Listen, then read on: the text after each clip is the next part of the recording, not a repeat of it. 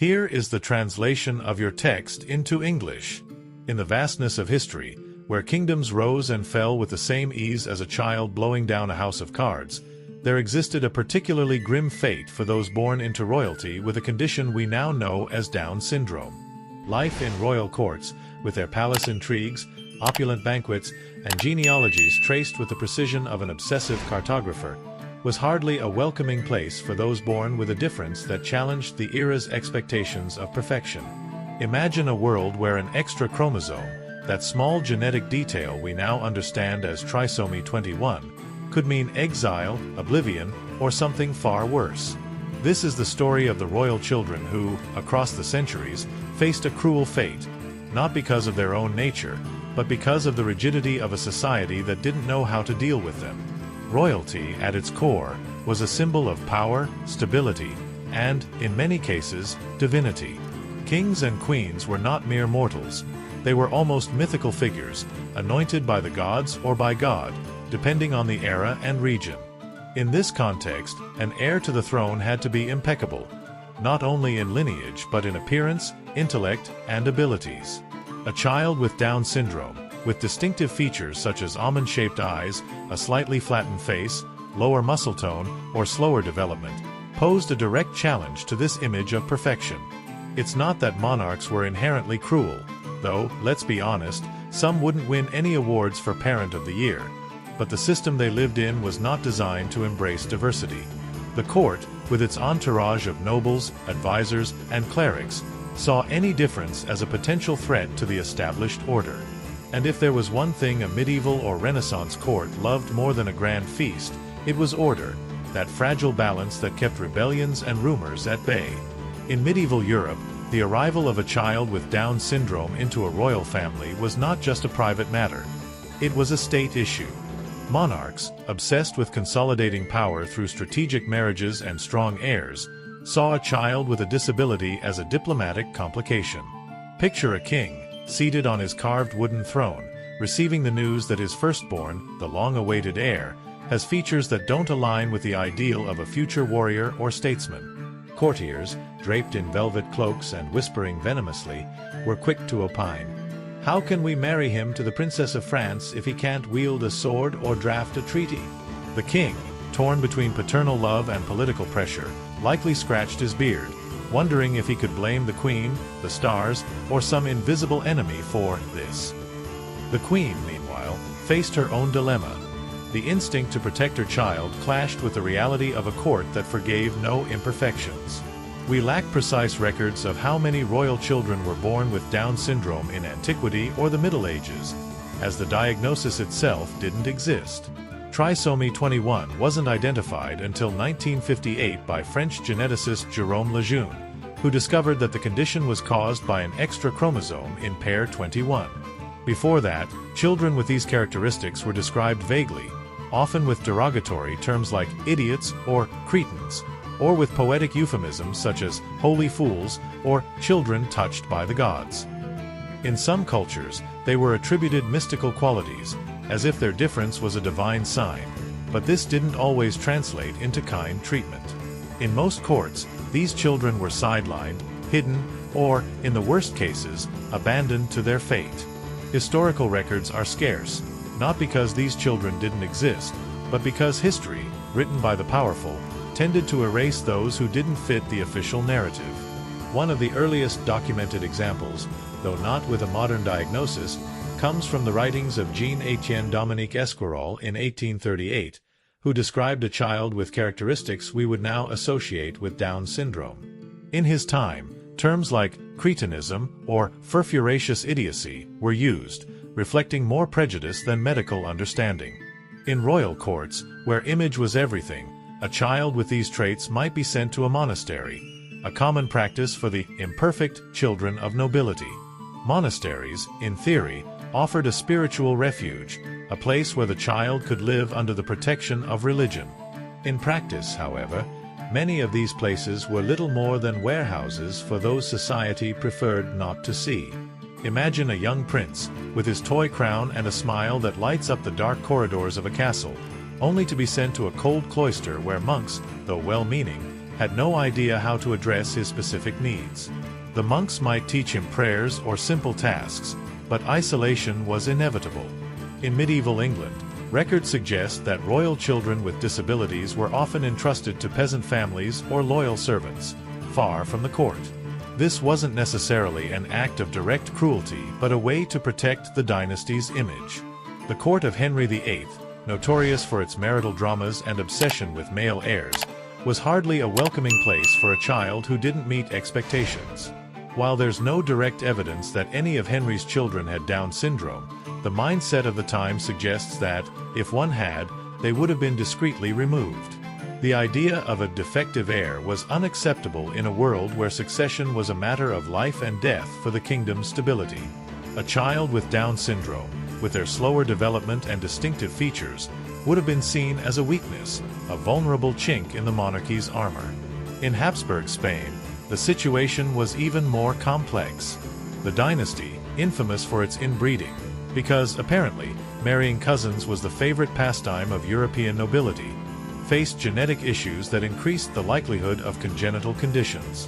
While consanguinity isn't a direct cause of trisomy 21, it did heighten the chances of other genetic anomalies, further complicating the perception of any child born different. The Habsburgs, with their obsession with blood purity, viewed any deviation as a stain on their legacy. A child with Down syndrome in the court of Philip II or Charles V would have been a scandal. They would likely have been sent to a convent or a remote country estate, where they could live without disturbing the monarchy's image. Records from the era rarely mention such cases, but allusions to weak children or secluded children suggest the practice was more common than we'd like to admit. Yet, it wasn't always so bleak, or at least, not entirely. In some courts, particularly the more enlightened ones of the Renaissance, there were attempts to integrate these children, albeit in a limited way. In the Medici court in Florence, for example, it's known that children with disabilities were sometimes educated alongside their siblings, though under strict supervision. The Medici, with their love for art and culture, could afford to be a bit more flexible, but even they had limits. A child with Down syndrome might be tolerated as an eccentric family member, perhaps even a decorative figure at court events, but never as a potential heir. The education these children received, when offered, focused on basic skills like reading, writing, or even music, but they were rarely prepared for leadership roles. At best, they were allowed to participate in artistic or religious activities, where their difference could be reinterpreted as a form of piety or special sensitivity. Imagine the life of one of these children.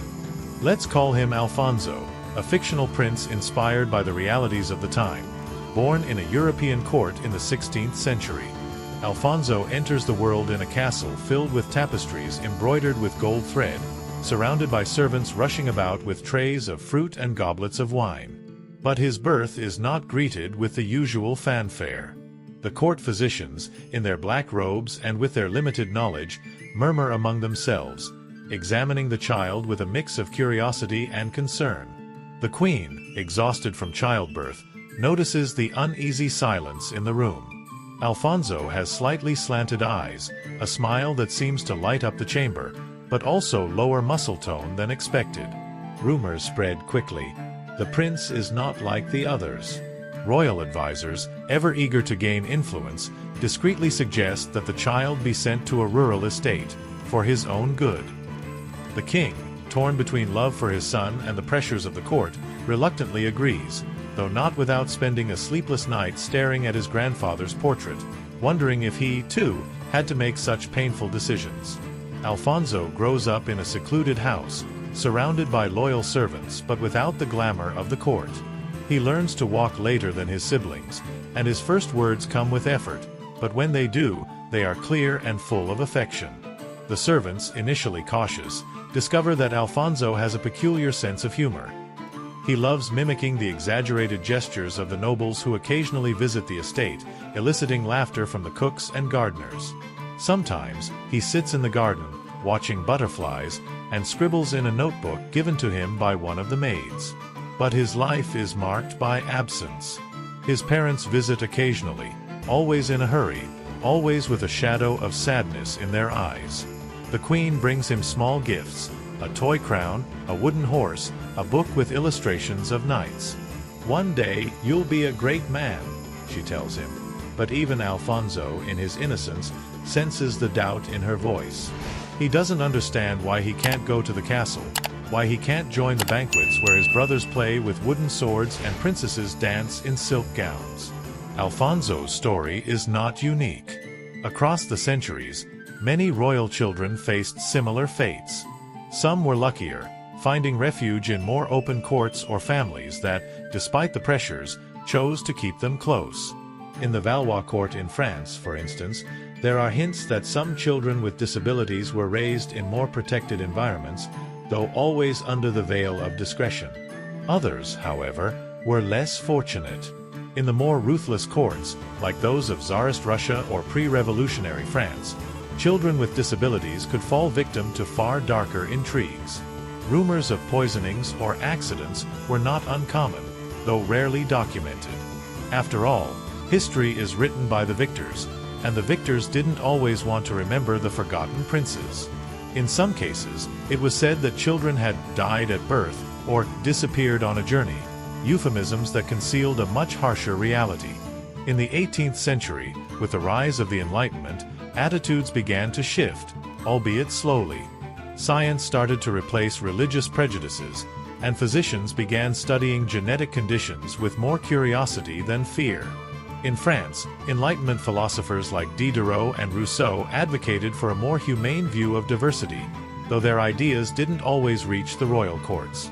In the court of Louis XVI, for example, any child who didn't meet the Bourbon monarchy's ideal would have been discreetly sidelined. Marie Antoinette, known for her love of children, might have felt compassion for a child with Down syndrome, but the court's pressure and the need to maintain an impeccable image would have limited her options. Courtiers, ever watchful for any weakness, would have seen a different heir as an opportunity to question the dynasty's legitimacy. "How can a weak king lead a kingdom?" they would have whispered, plotting their own schemes. In the 19th century, the situation improved slightly, but not as much as one might hope.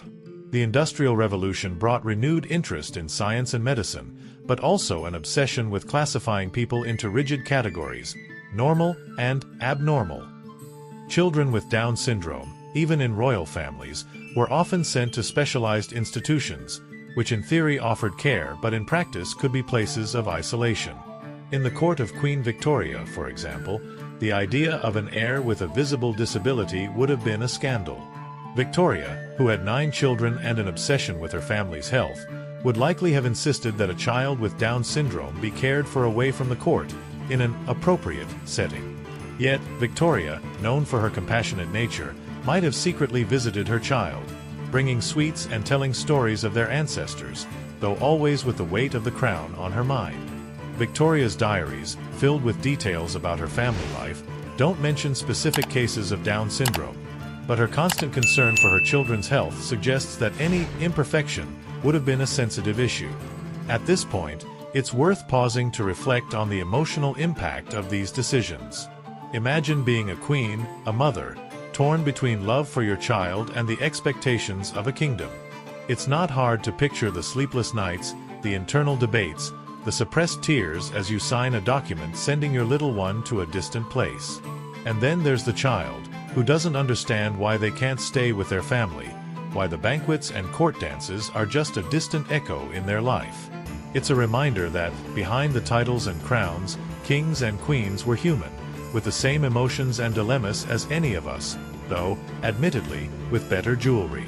The court, with its rigid structure, offered no room for vulnerability, and children with Down syndrome, with their innocence and unique needs, were an uncomfortable reminder of that humanity.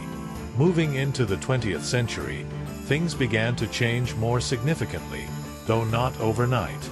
The identification of Down syndrome as a genetic condition in 1958 marked a turning point, but social attitudes took time to catch up. In the royal courts that still existed, like those in Britain or Spain, children with Down syndrome remained a rarity in public life.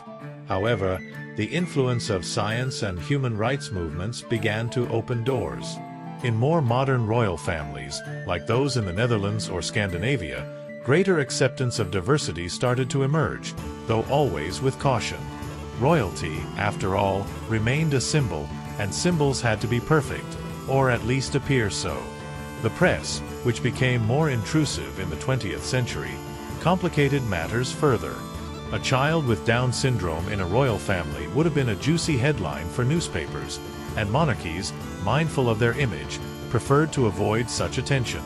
An interesting case, though not directly tied to royalty, is that of the Kennedy family in the United States. Rosemary Kennedy, sister of John F. Kennedy, was born with an intellectual disability that some speculate may have resembled Down syndrome, though it was never confirmed. Her story is an example of how even in the 20th century, powerful families often chose to hide their different children. Rosemary underwent a lobotomy in 1941, a procedure that left her incapacitated for life, and she spent much of her life in institutions. Though the Kennedys were not kings, their status as an American royal family reflects the same pressures European monarchies faced: the need to project an image of perfection. Rosemary's story, though tragic, helped raise awareness of intellectual disabilities and eventually inspired her family to advocate for better treatment for those with such conditions, but at an immense personal cost. In Asian courts, like those in China or Japan, the situation was equally complex. In imperial China, a child with Down syndrome would have been seen as a bad omen, a sign that the gods were displeased with the dynasty. Emperors, obsessed with celestial harmony, might have ordered the child to be raised in secret or even eliminated, though historical records are scarce on this matter.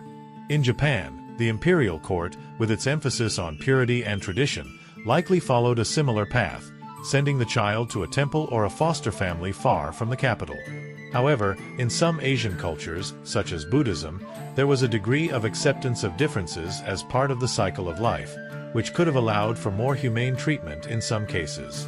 For example, in Buddhist temples, children with disabilities might have been seen as souls on a unique spiritual path, though this didn't always translate into a fulfilling life. Returning to Europe, the transition to the 20th century brought a shift in the perception of disability, but not without resistance. Royal families, now more exposed to public scrutiny through the media, faced a new challenge: how to manage the visibility of a child with Down syndrome in a world where newspapers and, later, television could turn any detail into a headline. In the British court, for example, rumors about Queen Elizabeth II's cousins, Nerissa and Catherine Bowes-Lyon, who had intellectual disabilities, revealed how even in the 20th century, royalty preferred to keep such relatives in the shadows. The Bowes-Lyon sisters were institutionalized in 1941 and declared dead in family records, though they lived for decades. This case, while not specific to Down syndrome, illustrates the mindset of the time. Disability was something to be hidden, even at the cost of erasing people from family history. In the Latin American context, monarchies were less prominent, but the Creole elites, who often emulated European nobility, adopted similar attitudes. In 19th-century Mexico, during the brief reign of Maximilian of Habsburg, any child with a disability would have been a problem for a court struggling to legitimize itself in a divided country. The colonial mindset, with its emphasis on blood purity and social hierarchy, would have viewed Down syndrome as an intolerable imperfection. However, in indigenous communities, perceptions could differ. Some cultures, like the Aztecs, saw children with differences as touched by the gods, though this didn't always guarantee kind treatment. In many cases, these children were integrated into the community, but their lives depended on the benevolence of their caregivers, who often lacked the resources or knowledge to meet their needs. As we move toward the present, attitudes have changed dramatically, though not without effort. The disability rights movement, along with advances in education and medicine, has allowed people with Down syndrome to live fuller, more visible lives. In the few monarchies that still exist, like those in Norway or Denmark, it's hard to imagine a child with Down syndrome being hidden or marginalized today. However, the weight of history serves as a reminder of how far we've come and how much remains to be done. Modern royalty, with its focus on philanthropy and inclusion, would likely embrace a child with Down syndrome. But we must not forget that this change is recent and that, in the past, the fate of these children was often cruel and unjust. Reflecting on the fate of these royal children invites us to question not only the past but also the present.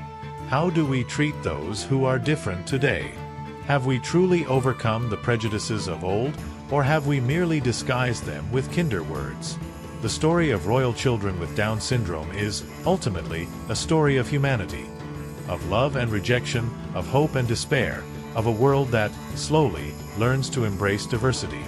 And though the journey has been long and fraught with missteps, each step forward is a tribute to those little princes and princesses who, despite everything, left their mark on history, even if only in the margins. Life in royal courts was a world of contrasts, where opulence coexisted with intrigue and compassion with cruelty. For children with Down syndrome, this world was particularly unforgiving. In the Middle Ages, the perception of disability was deeply influenced by religion. In Christian courts, a child with Down syndrome might be seen as a divine test, a challenge to the royal family's faith. In other cases, they were considered a curse, a sign that the dynasty had lost God's favor. These opposing interpretations had one thing in common. The child was not seen as an individual but as a symbol. This dehumanization was the first step toward their marginalization.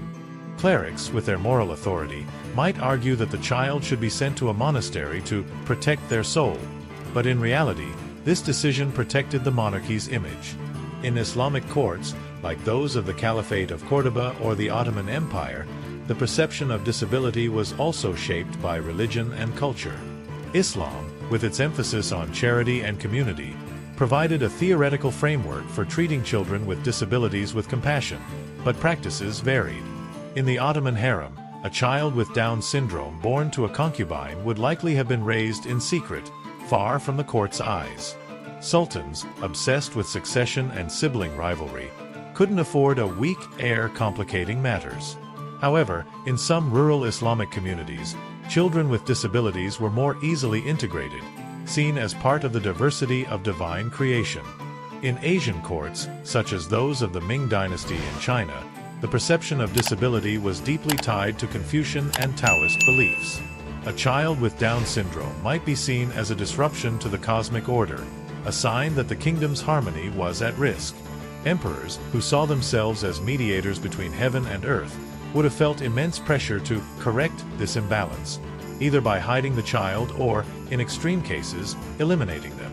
However, in Buddhist circles, particularly in Tibet or Southeast Asia, children with disabilities might be seen as souls on a unique karmic path, sometimes resulting in more compassionate treatment.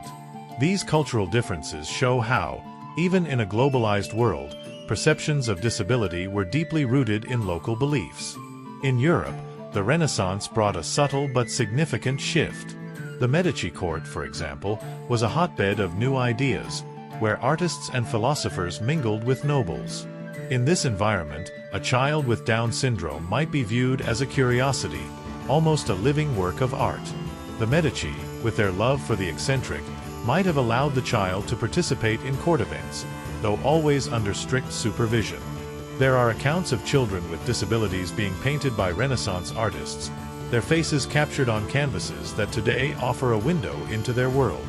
These rare portraits suggest that, in some cases, disability was not entirely invisible but was reinterpreted as something unique, even beautiful. However, even in the most progressive courts, inclusion had its limits. A child with Down syndrome might be loved by their family, but their role in the succession was out of the question. The court was a stage where every move was calculated, and a different heir could destabilize alliances, spark rumors, or weaken the monarch's authority. In this sense, the story of these children is also the story of the mothers who gave birth to them. Queens, often judged by their ability to produce strong heirs, faced immense pressure. A queen who bore a child with Down syndrome might be seen as defective, an easy target for courtiers seeking to discredit her. Imagine the weight of that guilt, the internal struggle between love for a child and the need to meet a kingdom's expectations. As we move into the 19th century, science began to offer answers, but also new challenges. The classification of disabilities, while a step toward medical understanding, often reinforced prejudices. Children with Down syndrome were labeled mongoloids, a term coined by John Langdon Down in 1866 that reflected the racist ideas of the time. In royal courts, this new terminology didn't change much. Children with disabilities continued to be sent to institutions or raised in private, far from public view. In the Romanov court in Russia, for example, any child with a disability would have been a problem for a dynasty already grappling with hemophilia and political tensions.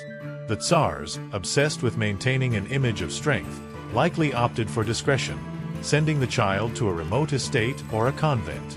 In the 20th century, the advent of mass media further complicated matters. Royal families, now under constant press scrutiny, faced a dilemma: how to handle the visibility of a child with Down syndrome in a world where every detail was news. In the British court, the case of Nerissa and Catherine Bowes-Lyon is a painful example of how royalty opted for invisibility. The sisters, cousins of Queen Elizabeth II, were institutionalized and declared dead in family records, a decision that reflects the mindset of the time. Though it's unclear whether they had Down syndrome, their story is a reminder of how disability was seen as something to be hidden, even at the cost of erasing people from history. In the American context, while monarchies were scarce, the elites who emulated European nobility faced similar pressures. In 19th-century imperial Brazil under Pedro II, a child with Down syndrome would have been a problem for a monarchy struggling to maintain legitimacy in a turbulent continent. The Brazilian court, influenced by European traditions, likely would have opted for discretion, sending the child to a remote estate or religious institution. Pedro II, known for his enlightened character, might have felt deep personal conflict over such a decision, but the expectations of the court and society would have prevailed. In African courts, such as those of the Kingdom of Aksum or the Songhai Empire, the perception of disability was influenced by a mix of local traditions and imported religions, like Christianity in Aksum or Islam in Songhai. In Aksum, a child with Down syndrome might have been seen as a divine test, similar to Christian perceptions in Europe. In Songhai, where Islam intertwined with animist beliefs, acceptance varied by community. Some local traditions viewed children with differences as bearers of spiritual gifts, but in the court, where power and image were paramount, these children were likely sidelined to avoid questioning the ruler's authority. In South Asia, the Mughal courts of India offered a unique context. The Mughal dynasty, with its blend of Islam and local traditions, had a complex view of disability. A child with Down syndrome in the court of Akbar or Aurangzeb would have been a challenge, as succession in the Mughal Empire was often a brutal struggle among siblings. The presence of a different heir could be exploited by political rivals, leading emperors to opt for discretion. However, the rich Mughal artistic tradition, with its emphasis on beauty and diversity, might have allowed a child with Down syndrome to be portrayed in miniatures or integrated into cultural activities, though always in a secondary role. In the 17th century, the court of Versailles under Louis XIV epitomized opulence and social rigidity. In this environment, where every gesture was choreographed and image was everything, a child with Down syndrome would have been anathema. Louis XIV, known as the Sun King, built his reign around the idea of divine perfection. An heir with a visible disability would have been seen as an affront to this image. Though there's no direct evidence of a child with Down syndrome in Louis XIV's family, the court's mindset suggests they would have been sent to a convent or a remote estate, raised by loyal servants but far from the splendor of Versailles. The Queen, Maria Theresa, known for her piety, might have felt deep sorrow over such a decision, but the court's pressure would have been relentless. In the 18th century, the Enlightenment brought a shift in the perception of disability, but it was not uniform. In the courts of Prussia under Frederick the Great, the militaristic mindset would have viewed a child with Down syndrome as an unacceptable weakness. Frederick, obsessed with discipline and efficiency, likely would have ordered the child to be raised in private, far from the court. However, in more enlightened courts, like that of Catherine the Great in Russia, there was growing interest in science and education. Catherine, known for her correspondence with Enlightenment philosophers, might have allowed a child with a disability to receive a basic education, though always under the veil of discretion. Yet, the Russian court, with its history of intrigue and assassinations, was not a safe place for a different heir. In the 19th century, science began to play a larger role in the perception of disability. The work of John Langdon Down, though problematic for its racist terminology, marked a milestone by identifying Down syndrome as a distinct condition. However, in royal courts, this new understanding didn't immediately translate into greater acceptance. In the Hohenzollern court in Prussia, for example, a child with Down syndrome would have been a problem for a dynasty that valued military discipline and an image of strength. In the Habsburg court in Austria, the situation was similar, compounded by inbreeding, which increased the likelihood of genetic conditions. Austro-Hungarian emperors, like Franz Joseph, likely would have opted for discretion, sending the child to an institution or a rural estate. In the 20th century, the advent of mass media further complicated matters. Royal families, now under constant press scrutiny, faced a dilemma: how to handle the visibility of a child with Down syndrome in a world where every detail was news. In the British court, the case of Nerissa and Catherine Bowes-Lyon is a painful example of how royalty opted for invisibility. The sisters, cousins of Queen Elizabeth II, were institutionalized and declared dead in family records, a decision that reflects the mindset of the time. Though it's unclear whether they had Down syndrome, their story is a reminder of how disability was seen as something to be hidden, even at the cost of erasing people from history. In the present, things have changed radically, but the journey has been long.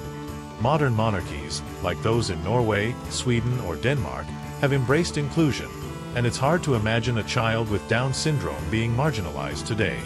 Advances in education, medicine, and human rights have allowed people with Down syndrome to live fulfilling lives, contributing to their communities in ways that would have been unthinkable in the past. However, the history of royal children with Down syndrome reminds us that progress is not linear. Every step forward has required struggle, and every child who was hidden, marginalized, or forgotten is a testament to the need to keep questioning our attitudes toward difference. The story of these children is, ultimately, a story of resilience. Despite the barriers they faced, many found ways to leave their mark. Whether through the small joys they brought to their caregivers, the laughter they shared with servants, or the moments of connection with their families. Their fate, though cruel, is also a reminder of humanity's capacity to find light in the darkness. And as we reflect on their past, we can't help but wonder, what untold stories remain hidden in the margins of history? What lessons can we learn from those who were forgotten but, in their own way, challenged the expectations of a world that wasn't ready to accept them? The narrative extends beyond European courts, delving into the dynamics of other regions and eras. In the Inca Empire, for example, the perception of disability was influenced by a worldview that saw the world as a balance of opposing forces. A child with Down syndrome might have been interpreted as a sign of imbalance, but also as a being with a special purpose within the cosmic order. The Incas, with their emphasis on community, might have integrated these children into specific roles, though likely far from the ruling elite. Historical records are limited, as much of Inca tradition was oral, but archaeological evidence and conquistador chronicles suggest that children with differences were sometimes cared for by the community, though their role in the royal hierarchy was non-existent. In feudal Japan, under the Tokugawa shogunate or samurai clans, the perception of disability was influenced by Confucianism, Buddhism, and the Bushido Code. A child with Down syndrome in an elite samurai family would have been a challenge, as the warrior ideal demanded physical and mental strength. However, Zen Buddhism, with its emphasis on accepting impermanence, might have offered a space for a more compassionate view. In some cases, these children were sent to Buddhist temples, where they could live under the care of monks who saw them as part of the karmic cycle. However, in the imperial court of Kyoto, the pressure to maintain an image of purity and perfection would have led to decisions similar to those in Europe. The child would be sidelined, raised in secret, or entrusted to a distant family.